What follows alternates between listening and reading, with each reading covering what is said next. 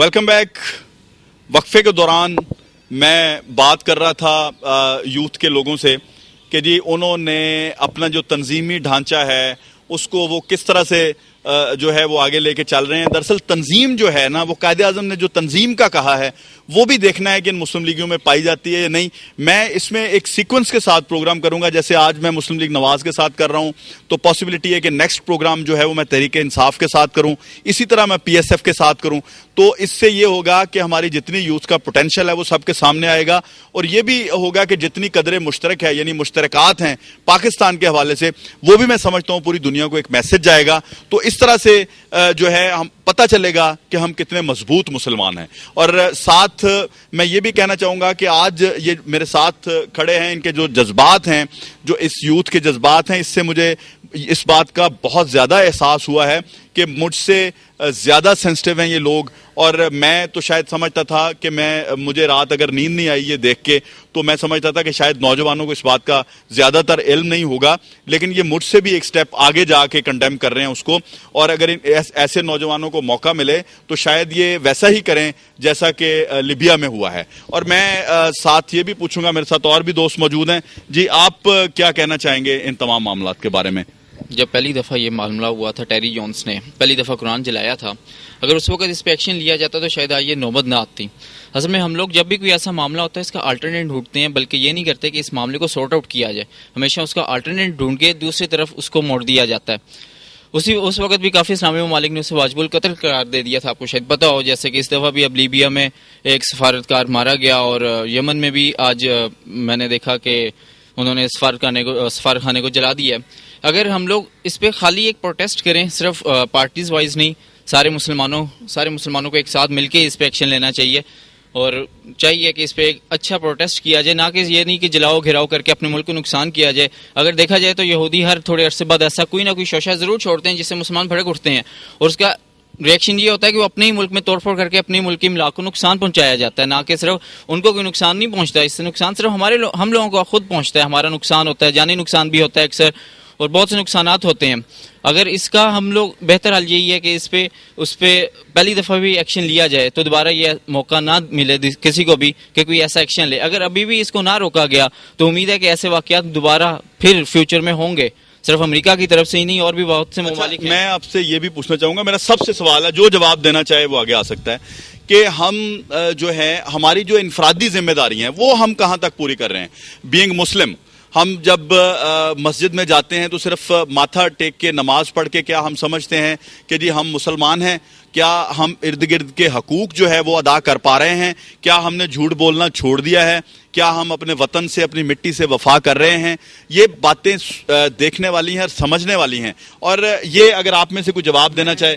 جی کرنا چاہوں گا جواد صاحب. پہلے تو بات یہ ہے کہ اقبال نے کہا کہ ہر فرد ہے ملت کے مقدر کا ستارہ. مایوسی جو ہے وہ کفر ہے, لیکن ایک پرابلم یہ ہے کہ اس وقت ہمارے ملک کے نوجوان یا جو اس ملک میں رہنے والے لوگ ہیں انہوں نے شاید یہ سوچ لیا ہے, زیادہ تر لوگوں کی سوچ یہ ہے کہ میں اکیلا شاید کچھ نہیں کر پاتا. انفرادی طور پہ جو آپ ذمہ داری کی بات کر رہے ہیں, انفارچونیٹلی لوگوں کو انفرادی طور پہ جو ان کی ذمہ داری ہیں وہ ان کو پتہ ہی نہیں ہے, اور وہ ان سے اگر تو انہیں پتہ ہے تو ان کو یہ سوچ کر چپ کر جاتے ہیں کہ ہم لوگ شاید کچھ کر نہیں پاتے, یا میں اکیلی حیثیت میں کچھ کر نہیں سکتا. ایک آدمی جو ہے وہ صرف اگر اس کے کہنے سے, اس کی جو نصیحتوں سے اگر ایک دوسرا آدمی صحیح ہو جاتا ہے اور وہ اگر اپنے آپ کو سنوار لیتا ہے تو میں سمجھتا ہوں وہ انسانیت کو سنوار لیتا ہے.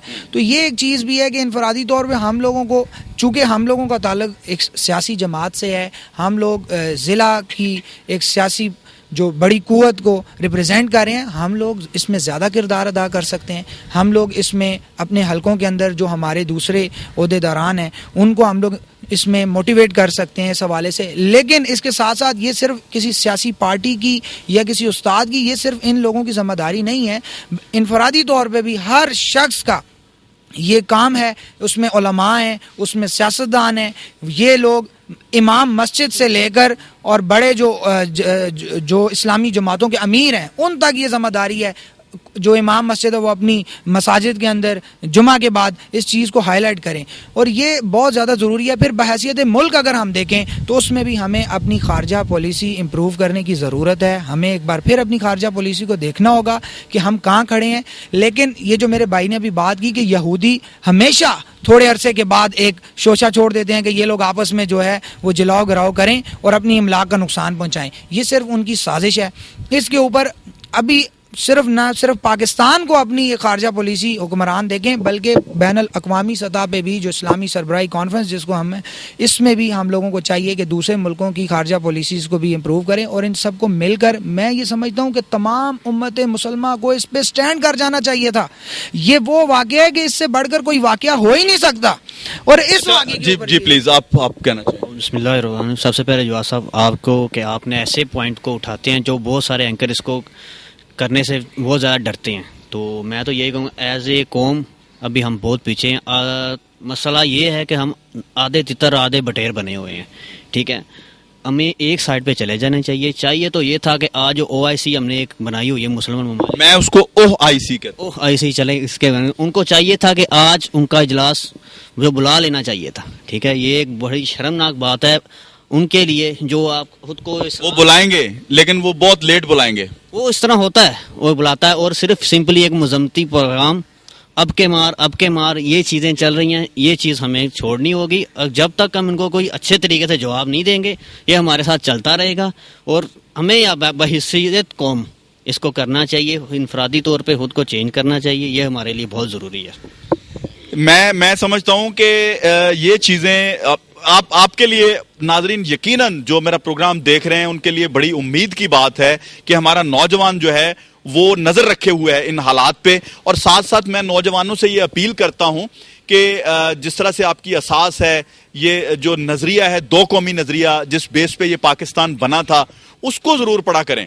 چاہے جتنی مرضی آپ کوالیفائڈ ہو جائیں، دنیا میں تعلیم حاصل کریں، ترقی کریں، انجینئرنگ پڑھیں، اپنے آپ کو ڈاکٹریٹ کریں، PhD ہو کے آپ پوری دنیا میں اپنا نام بنائیں، لیکن دو قومی نظریہ ضرور پڑھیں. اس میں آپ کو پتہ چلے گا کہ دراصل مسلمان جو ہے اس نے کیوں پاکستان بنایا تھا، کیوں ہم جو ہے دو قومی نظریہ پہ ایمان رکھتے ہیں. اور ہمارا یہ عقیدہ ہے کہ یہ ملک بنا ہی پاکستان اسلام کے لیے ہے، اور یہ تا قیامت رہے گا. اور یہاں سے اسلام کی جو کرنیں ہیں ان کی روشنی پوری دنیا میں پہنچتی رہے گی. جیسے مدینہ سے پوری دنیا سیراب ہوتی ہے، مکے سے پوری دنیا سیراب ہوتی ہے. اور میں سمجھتا ہوں کہ جی اس وقت پاکستان میں جہاں ہماری کمزوریاں ہیں لیکن یہاں بہت بہت اعلیٰ مقام رکھنے والے علماء بھی موجود ہیں، یہاں بہت اچھے پولیٹیشین بھی موجود ہیں، اور یہاں یوتھ بھی موجود ہے جو اس ملک کی خدمت کرنا چاہتی ہے. جی آپ کچھ کہنا چاہ رہے تھے. میں نے آج یہ اخبار میں پڑھا کہ جو کردار تھے اس مووی کے ان سب کو سیکیورٹی فراہم کر دی گئی ہے، پولیس کی بھی اور گورنمنٹ نے بھی ان کو باقاعدہ سیکیورٹی فراہم کی ہے. نہ کہ بلکہ ان کو کوئی سزا دی جائے، ان کے خلاف کوئی کیس کیا جائے، بلکہ ان کو سیکیورٹی دے دی گئی ہے. اور آپ نے جو بات کی گئی انفرادی طور پہ کیا ہم لوگ اپنی ذمہ داری نبھا رہے ہیں، تو بالکل بھی نہیں نبھا رہے. کیونکہ ہم لوگ فرقوں میں بٹ چکے ہیں. ہم لوگ احتساب بالکل بھی نہیں ہے، ہم لوگ بٹ چکے ہوئے ہیں. بالکل اچھی کوئی امیر ہے، کوئی غریب ہے، ہر بندہ اپنے آپ کو ایک طرح سے الگ کر چکا ہے. کوئی بلکہ یہ کہنا بہتر ہوگا کہ اب انسان نہیں رہے. ہم لوگ پہلے انسان بنیں گے تو پھر کچھ ہوگا. انسان اچھا کیا آپ کہہ رہے ہیں؟ جس طرح یعنی کہ المیہ تو آج کا ہمارا یہ ہے کہ ہم لوگ بحیثیت قوم بے حس ہو چکے ہیں. آج اگر کفار ہیں، دوسرے جتنے بھی ممالک ہیں جو بھی ہمارے یعنی کہ پاکستان کے حوالے سے اور نان مسلم کنٹریز وغیرہ ہیں، ان کا مین ایشو یہی رہا ہے کہ کسی نہ کسی طرح سے ان کی جو ہمارا اسلام کے اوپر اٹیک کیا جائے، ان کی جو غیرت ہیں اسے دیکھا جائے، اسے پرکھا جائے. تو ان سب چیزوں کو دیکھنے کے لیے ہم لوگوں کو سب سے پہلے تو اپنے آپ کو ٹھیک کرنا ہوگا. آج ہم لوگ سمپل ہیں کہ ہم لوگ اگر نام تو قرآن کا لیتے ہیں لیکن اسے کھولنا ہمارے گھروں میں وہ ایسے رکھا ہوا ہے جیسے اس کے اوپر صرف اسے باعث برکت رکھا ہوا ہے، بس صرف برکت کے لیے رکھا ہوا ہے. ہم اپنے بچوں کو PhD کرنے کے لیے لنڈن تو بھیج دیتے ہیں لیکن مسجد میں قرآن کے لیے نہیں بھیجتے. یہ ہمارے لیے المیہ ہے. تو ضرورت آج اس چیز کی ہے کہ ہم لوگ بحیثیت کی قوم اس بات کا ارادہ کریں کہ ہمیں اگر اس قوم کو یعنی کہ بحیثیت قوم ہم لوگوں کو جینا ہے، ایک عزت کی زندگی گزارنی ہے، تو اسلام اور قرآن کے اوپر کا پابند بننا پڑے گا. اور انہی چیزوں کو لے کر ہم لوگ آگے جا سکتے ہیں. اچھا، یہ بڑی اہم بات کی ہے نوجوان نے، اور میں بھی یہ سمجھتا ہوں کہ قرآن پاک جو کتاب ہے جو مسلمانوں کے لیے اور پوری دنیا کے لیے ایک رحمت للعالمین جو ہیں وہ لے کے آئے ہیں پیغمبر. اور میں سمجھتا ہوں صلی اللہ علیہ وسلم جو کتاب لے کے آئے ہیں اس میں دنیا کی ہر مشکل کا حل ہے, دنیا کی ہر بیماری کا علاج ہے. اور ساتھ میں یہ بھی کہنا چاہوں گا کہ یہ ایک ایسا سمندر ہے, جتنا اس سے حاصل کرنا چاہے گا وہ حاصل کر سکے گا انسان. علم حاصل کرنا چاہے گا, جس طرح کی میں فار ایگزامپل کہ جس سمندر کی سطح پر آپ جب کوئی سطح تک جیسے قرآن پاک کی آپ تلاوت تک رہیں گے تو آپ کو اس سے بھی مزہ آئے گا, ایسا لگے گا جیسے آپ باتیں کر رہے ہیں, کوئی آپ کے ساتھ بول رہا ہے اور آپ کی باتوں کا جواب دے رہا ہے. اسی طرح جب آپ تفسیر میں چلے جائیں گے تو زیادہ علم حاصل کریں گے اور زیادہ غوطہ زن ہوں گے تو اس سے اور کچھ پائیں گے, اس سے آپ ہیرے پائیں گے, جواہرات پائیں گے, دنیا کی تمام معدنیات آپ کے قبضے میں آ جائیں گی. خدا را اس کتاب کو صرف باعث برکت تو ہے ہی, اس کو باعث برکت گھر میں رکھنے کی بجائے ضرور پڑھیں اور اس میں سے کچھ حاصل کریں, اور اس کا حاصل ہوگا تو ہمارا عقیدہ مضبوط ہوگا, ہم بہادر ہوں گے اور پوری دنیا کے سامنے یہ جو صہیونی طاقتیں ہیں, یہ جو اغیار ہیں, ان کے سامنے ہم اپنا سینہ سپر ہو کے کھڑے ہوں گے. میں بڑی دیر سے خاموش ہیں یہاں, میں ان سے کہوں گا اپنا تعارف بھی کروائیں اور بات کریں کہ کیا کہیں گے. انفرادی ذمہ داری کے بعد ہم جھوٹ بولتے ہیں, کیوں بولتے ہیں, کیا فائدہ ہوتا ہے اس میں, ہم چوری کرتے ہیں, ان چیزوں کو ہم نے کیسے روکنا ہے, کس طرح سے ہم ان کا کر سکتے ہیں؟ میرا نام ضیاء الرحمان ہے اور میں پی ایم ایل یوتھ ونگ کے لیے ایکٹیو کارکن کی حیثیت سے کام کرتا ہوں. ہمارا سر جی آج کل جو سب سے بڑا مسئلہ ہے وہ یہ ہے کہ ہم دین سے دور ہوتے جا رہے ہیں, ہماری تربیت نہیں ہو رہی. ہمیں تعلیم دی جا رہی ہے گھروں میں پیسے کمانے کی, دنیا کے فن سیکھنے کی, یہ ہمیں دین سیکھنے کی جو تعلیم ہے نا وہ نہیں دی جا رہی. ہم جیسے جیسے دین سے دور ہوتے جا رہے ہیں, کفار جو ہیں وہ مشرکین جو ہیں, صہیونی یہودی جو بھی ہندو ہے, وہ مختلف طریقوں سے ہمارے اوپر اٹیک کر رہے ہیں. ہاں جی, مختلف طریقے. اب یہ بھی ایک طریقہ ان کا فلم بنا کے اور انہوں نے چھوڑ دیا. حالانکہ آپ کسی ویسے کسی سے ملے نا تو اس سے بھی نظریات خطرناک ہے اسلام کے بارے میں, آپ اس سے بات کر کے دیکھیں گے وہ آپ کو اس سے بھی زیادہ خطرناک ہے, لیکن ہم پریکٹیکلی اس کے لیے کچھ بھی نہیں کر سکتے. اب ہماری جو کمزوری وہ یہ ہے کہ ہم دین سے دور ہیں, دین کی محنت نہیں کرتے, اپنے لیے بھی نہیں کرتے, دوسروں کے. حالانکہ اللہ پاک نے ہمیں بھیجا جو ہے نا وہ اسی کام کے لیے. آپ خود دین کی محنت کرو اپنے اوپر اور دوسروں کی اس کی دعوت دو تاکہ اس کو اپنے اسلام کی طرف لے کے آؤ. ہم اب اس کا ریئیکشن ہم نے یہ شو کیا جیسے ایک بندے کو مار دیا, امریکی سفیر کو. میرے حساب سے تو یہ غلط ہے, کیونکہ نبی کریم صلی اللہ علیہ وسلم نے فرمایا ایک انسان کا قتل, وہ مسلمان کا نہیں کہا, وہ پوری انسانیت کا قتل ہے. میں سمجھتا ہوں ایک جاندار کا قتل. بالکل. نبی کریم صلی اللہ علیہ وسلم کے لیے اگر ہمیں محبت ہے نا, ہم اپنے آپ کو آج دیکھیں. میں نے اپنا تجزیہ کیا جب پہلی دفعہ ہوئی, اس کے بعد میں نے اپنے بارے میں سوچا میرے میں کیا کمی ہے, کیونکہ اس انسان وہ حملہ آور ہو رہے ہیں. تو میں نے اس وقت جو تجزیہ کیا ابھی کھڑے کھڑے میں وہی سوچ رہا تھا, تو میری جو اپنی حیثیت سے مجھے اپنے اوپر کرنا چاہیے, تو اس کی جو رزلٹ ہے نا وہ زیرو ہے.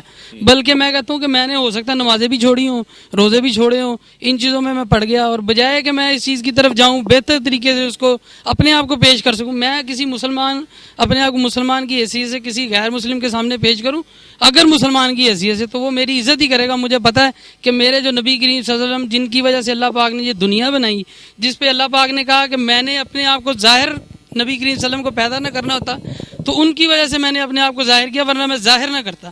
تو مجھے چاہیے کہ میں نبی کریم صلی اللہ علیہ وسلم کی سنتے, ان کی جو احادیث ہیں ان کے اوپر عمل کروں, اسلام کے اوپر عمل کروں, تاکہ کسی غیر مسلم کی کسی کی بھی ہمت نہیں ہوگی جب وہ دیکھے گا کہ یہ بندہ تو کسی کے لیے ہے ہی نہیں, نہ کسی کو نقصان. یعنی صحیح العقیدہ مسلم بننے کی ضرورت ہے, اور جب آپ پکے اور سچے مسلمان ہوں گے تو یقیناً سچے مسلمان سے ہمیشہ یہ یہودی جو یہ صہیونی طاقتیں ہیں ہمیشہ ڈرتی ہیں.